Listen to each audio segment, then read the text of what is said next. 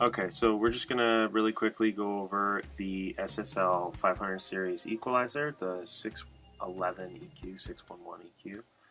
Um, it is a 500 series version of the classic SSL equalizers that you'd find on an SSL console. And it's got everything you would expect an equalizer to have, and a little bit more. So it's 4 bands.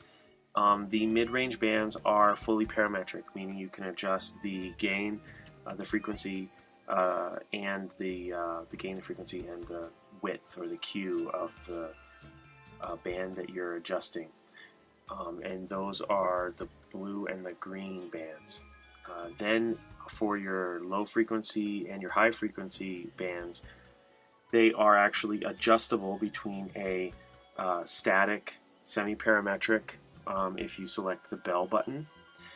This is actually an additional Bell filter, so not fully parametric but semi-parametric, where you can adjust the gain, added or reduced of that frequency, and then the frequency selected. With Bell deselected, that Bell option deselected, it actually becomes a high frequency shelf, and you can adjust the gain as needed, and then the frequency at which the slope of that shelf begins. Very and nice. That's the exact same as the low frequency band, where you can have a low frequency semi-parametric band by selecting Bell, or the low frequency shelf. Now, additionally, as these consoles came out and over the course of time, there were revisions, and some consoles are revered over others for the EQ circuits that they had. So you'll notice at the bottom low frequency band potentiometers are colored brown.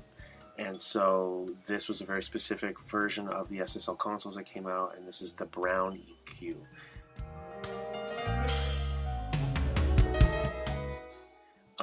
Known for being very musical, where it's kind of hard, regardless of booster cut, to have things sound bad. The button right above the in, out, or the bypass button for the entire module is labeled BLK. That stands for black. If you have this button depressed or on, it then changes the circuit of the entire EQ module to mimic a totally different version of the SSL console or EQ circuit for the black revision.